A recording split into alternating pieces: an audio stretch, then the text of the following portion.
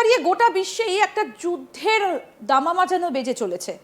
কখনো আমরা দেখতে পাচ্ছি যে ইউক্রেন রাশিয়া, কখনো আমরা দেখতে পাচ্ছি মিডল ইস্ট, আবার কখনো বা আমরা দেখতে পাচ্ছি যে এশিয়া মহাদেশে দাঁড়িয়ে ভারত আর চীন একে অপরের বিরুদ্ধে বন্ধুত্ব দেখালেও তার পেছনে চীন যেন কোথাও একটা কিছু খোঁজার চেষ্টা করছে। গত কয়েক মাস ধরে যদি আমরা একটু বাংলাদেশের পরিস্থিতি ভালোভাবে দেখার চেষ্টা করি তাহলে পুরো বিষয়টা একদম স্পষ্ট হয়ে যাবে। আপনাদের নিশ্চয়ই মনে আছে, এই খবরটা আপনাদেরকে আমরাই জানিয়েছিলাম যে তারেক রহমান বাংলাদেশের প্রধানমন্ত্রী, তিনি চীন সফরে গিয়েছিলেন।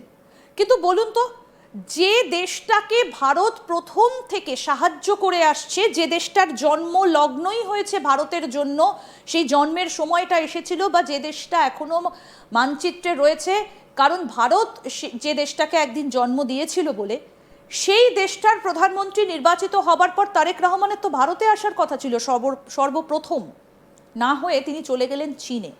কিন্তু কেন, এই উত্তরগুলো আমরা খোঁজার চেষ্টা করেছি এবং তারপরে এই মুহূর্তে দাঁড়িয়ে যে আপডেট আমরা পাচ্ছি যে ভারতকে বাদ দিয়ে এবার একটা পরিবহনের মাধ্যম মানে রেল পথ নাকি তৈরি হবে।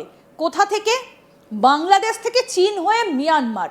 মানে ভাবুন যে করিডরটা তো কিভাবে প্রস্তুত হচ্ছে যে সেখানে নাকি রেলপথ বসবে।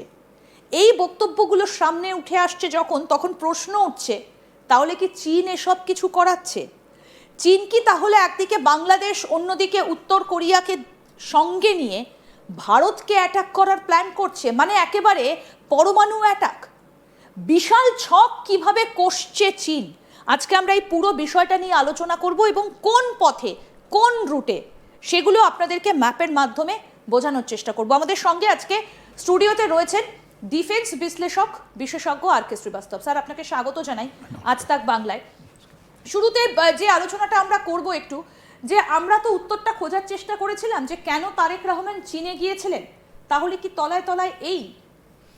দেখুন, নমস্কার, খুব ভালো পয়েন্ট আপনি কথা বলছেন। বিকজ মিডল ইস্ট মানে আমাদের যে খাড়ি দেশে যতগুলো যুদ্ধ হয়েছে ওর মধ্যে একটা স্টেলমেট রয়ে গেছে। আজকে একটা এমইউ সাইন হচ্ছে 18 তারিখে জুনের মাসে, তারপরে আপনি দেখছেন 7 জুলাই, 5 জুলাই থেকে 9 জুলাই পর্যন্ত আপনার আবার আমেরিকা ওখানে ফায়ারিং করে দিচ্ছে। তার মানে হরমুজ স্ট্রেট বন্ধ।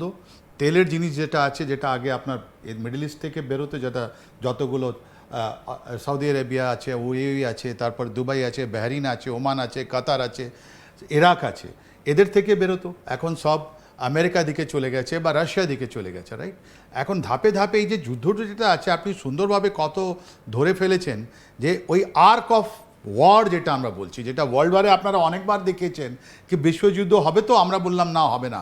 কিন্তু এবার চায়না একটা থ্রেশহোল্ড, মানে যাকে বলা হয় কি আপনি এরকম সিচুয়েশনে চলে এসেছেন যার মধ্যে যুদ্ধ ছাড়া আর কোনো রাস্তা নেই। এখন আমেরিকা অ্যান্ড চায়নার মধ্যে যা যুদ্ধ হচ্ছে, এটা আমাদের চোখে আমরা দেখতে পাচ্ছি না, ওরা ইনডাইরেক্টলি লড়াই করছে। ওই লড়াইয়ের মধ্যে চায়না কিন্তু আগে আছে। অ্যান্ড তাই জন্যে আপনি দেখবেন চায়না আবার একটা নতুন ফ্রন্ট খুলছে। ওই ফ্রন্টের মধ্যে বাংলাদেশ একটা অত্যন্ত গভীর। আমি একটু ছবিটা দেখাতে বলবো যে কিভাবে তারেক রহমান, তিনি এই যে চীন সফরে গিয়েছিলেন বাংলাদেশের প্রধানমন্ত্রী তারেক রহমান, এবং সেখানে গিয়ে তিনি একেবারে গভীর আলোচনাও সেরে এসেছেন কিন্তু স্যার। হ্যাঁ, তার মানে এটাই উদ্দেশ্য ছিল যে একটা রুট সেখানে তৈরি করা বা একটা রুট সেখানে খুঁজে বার করা, যেখান থেকে ভারতকে সরিয়ে রেখে এই তিন দেশ তারা ভারতের বিরুদ্ধে ষড়যন্ত্র শুরু করে দিয়েছে। এই যে আমরা যদি একটু দেখাই তাহলে কিন্তু জায়গাটা একদম পরিষ্কার হয়ে যাবে। এই যে বাংলাদেশ, তার সঙ্গে এই যে আমরা দেখতে পাচ্ছি চীন, এবং তার পাশে যাব হচ্ছে আমরা মিয়ানমারে। এই যে মিয়ানমার, তাহলে এই যে বাংলাদেশ থেকে চীন হয়ে এই যে মানে এই পর্যন্ত, এবং রোডটা কোথা দিয়ে যাবে, যেটা সব থেকে বেশি অত্যন্ত গুরুত্বপূর্ণ একটু আপনাদেরকে দেখাবো, সেটা হচ্ছে বাংলাদেশের মধ্যে দিয়ে এই রুটটা কোথায় যাবে, যেটা খুব কাছে এই যে আমাদের চিকেন স্নেক রয়েছে, এই চিকেন স্নেকের সামনেটা দিয়ে একেবারে বাংলাদেশ হয়ে সেভেন সিস্টার্সের গা ঘেঁষে চট্টগ্রাম হয়ে মিয়ানমার। মানে কতটা তাৎপর্যপূর্ণ আমি যদি একটু দেখাই যে এই রোডটা আপনাদের আরও একটু যদি আমি একটু জুম করে দেখাতে পারি, যে এই যে আমাদের চিকেন স্নেক রয়েছে, এই যে অংশটা, একদম উত্তরবঙ্গের এই যে শিলিগুড়ি করিডোর যেটাকে আমরা বলি, এই যে এখান থেকে গিয়ে এই যে সব থেকে জুম পয়েন্টেই আমরা রয়েছি, এই যে শিলিগুড়ি করিডোর যেটাকে আমরা বলি, এই হচ্ছে চিকেন স্নেক, এই যে সরু অংশটা চিকেন স্নেক শিলিগুড়ি করিডোর, সেখান থেকে এই যে জলপাইগুড়ি শিলিগুড়ি, এই যে শিলিগুড়ি করিডোর চিকেন স্নেক, সেখান থেকে এই যে রংপুরে কি রয়েছে বাংলাদেশের আমরা সবাই জানি, মিলিটারি ক্যান্টনমেন্ট, সেটা হয়ে এই যে দেখুন এরপরে কি হচ্ছে, এই যে মেঘালয়া, শিলং, গৌহাটি, মানে আমাদের সেভেন সিস্টার্স শুরু হয়ে যাচ্ছে। এই যে বর্ডার লাইনটা ভারতের, যেটা খুব স্পষ্ট করে দেখা যাচ্ছে, এই যে তারপরে এই রংপুর দিয়ে এখানে ময়মনসিংহ হয়ে, সিলেট হয়ে, শিলচর হয়ে, এই যে চট্টগ্রাম আছে তার মধ্যে, চট্টগ্রাম দিয়ে সেটা চলে যাচ্ছে কোথায় না মিয়ানমারের দিকে, এই যে মিয়ানমার হয়ে সেটা চলে যাচ্ছে হচ্ছে এই যে চায়নাতে, দেখুন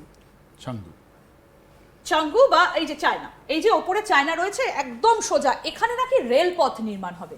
তাহলে পুরো বিষয়টা এবার আপনি বলুন যে তাহলে কি উত্তর কোরিয়াকে দিয়ে ভারতকে একটা থ্রেট দেওয়াতে চাইছে, বাংলাদেশকে দিয়ে কি তাহলে সেই থ্রেট দেওয়াতে চাইছে? আমরা যদি একটু ছোট করি তাহলে হয়তো আমরা এই যে আমরা দেখতেও পাবো এই যে জায়গাটা, এদিকটা যদি চলে আসে, হ্যাঁ বলুন। দেখুন এত সুন্দরভাবে আপনি বলছেন যে একটা রেলপথ যেটা আমাদের সাউথ অফ দক্ষিণে, মানে আমাদের শিলিগুড়ি যেটা করিডোর আমরা বলি, ওখান থেকে স্টার্ট করে আপনি বলছেন পুরো আমাদের সেভেন সিস্টার হয়ে আপনার চট্টগ্রাম হয়ে আপনার মায়ানমারে ঢুকছে, মায়ানমার থেকে ঢোকার পর আপনার কুনমিংয়ে চলে আসছে, কুনমিং বা চাংদু যেটা বলি, ওটা একটা চায়নার একটা কমার্শিয়াল হেড আছে, ওখানে চলে আসবে। এটা রেলপথটা কেন করতে চলেছে এটা আপনি বুঝতে পারলে আপনি ভাবে কি আজকে যুগে যখন হরমোজ প্রণালীটা পুরোপুরি বন্ধ আছে, চাবহারকে ভেঙে দেওয়া হয়েছে, তার মানে কোনো পেট্রোল, কোনো ক্রুড অয়েল আপনার মিডল ইস্ট থেকে বেরোচ্ছে না, অ্যান্ড চায়না সব থেকে বড় গজলার, তার মানে ওকে ক্রুড অয়েল দরকার আছে, তাহলে ওর কাছে রাস্তা কি আছে? ওর কাছে রাস্তা আছে আপনার অন্য পথ থেকে ওকে এনার্জিটা আনা, বা ওর অন্য পথ থেকে ওরা ট্রেন দিয়ে আপনার ক্রুড অয়েল যেটা আছে নিজের মাটিতে নিয়ে যাওয়া, রাইট? তাই জন্যে এই আমাদের ভারতের দুদিকে ওরা প্ল্যানিং করেছিল, ইভেন নেপালকেও চেষ্টা করেছিল যে উপর থেকে লাসা থেকে একটা রেল লাইন চলে আসবে আপনার নেপালের মধ্যে, ওটা এখনো কাঠমান্ডু ওখানে চলে আসবে, ওই প্রোগ্রামটা হয়নি। কিন্তু যেটা পাকিস্তানে করা হয়েছে আপনি জানেন, সিপ্যাক বলি, চায়না পাকিস্তান ইকোনমিক করিডোর, যেটা গদার পর্যন্ত এসছে, ওর মধ্যে রেল লাইনের কোনো প্রভিশন নেই, ওখানে রেল আছে, পাইপ আছে, তার মানে ক্রুড অয়েল আপনার ওখান থেকে খাড়ি দেশ থেকে আসবে। আর এই আপনার পাকিস্তান যেটা আছে, এই আপনার পাকিস্তান এখানে যেটা আপনার গদার আছে, এখান থেকে আপনার তেলটা তুলে ওরা নিয়ে যাবে তিব্বত থেকে আপনার অন্য জায়গায় নিয়ে যাবে, তিব্বত অটোনমাস